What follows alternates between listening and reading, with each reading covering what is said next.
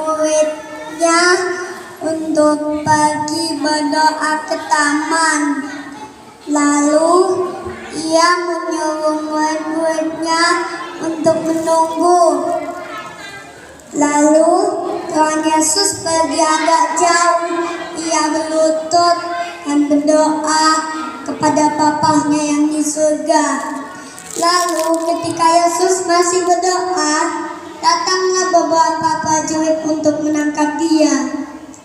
Di antara mereka ada murid Tuhan yang bernama Yudas Iskariot.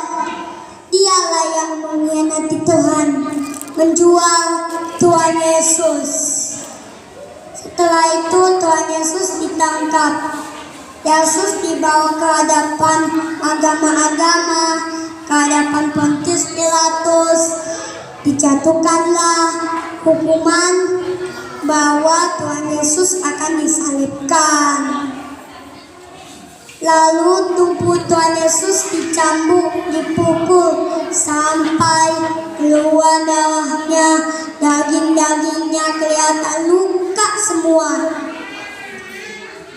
Lalu di kepala Tuhan Yesus dikasih mahkota duri, dan itu sakit sekali. Duri-durinya besar, tajam sekali. Kalau kena kepala pasti keluar darah. Nah, setelah itu salib Tuhan Yesus dibawa ke Golgota. Setelah sampai di sana, tangan kakinya dipaku. Lalu salib Tuhan Yesus diangkat. Ia berbicara kepada ibunya, kepada murid-muridnya. Ia berbicara kepada murid-muridnya yaitu Yohanes. Ibunya Maria akan menjadi ibunya Yohanes juga. Lalu Yesus berkata ucapan terakhir yaitu sudah selesai. Dan Tuhan Yesus mati untuk menghapus dosa-dosa kita, menggantikan kita di atas kayu salib. Nah, setelah itu mayat Tuhan Yesus diambil oleh Yusuf dari Arimatea. Setelah itu Tuhan Yesus dikuburkan. Kuburnya ditutup pakai batu yang sangat besar dan dijaga oleh prajurit supaya murid Tuhan Yesus tidak bisa mencuri mayat Tuhan Yesus. Nah, setelah itu pada pagi hari Minggu sekali, murid-murid Tuhan Yesus yaitu beberapa perempuan ini membeli wangi-wangian dan minyak ke tubuh Tuhan Yesus. Lalu saat mereka ke kubur, mereka terkejut, Yesus hilang. Lalu malaikat berkata, Yesus tidak ada di sini.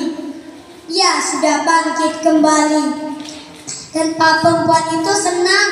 Mereka berlari ke kota menceritakan kepada murid-murid Yesus yang seperti oleh kata malaikat.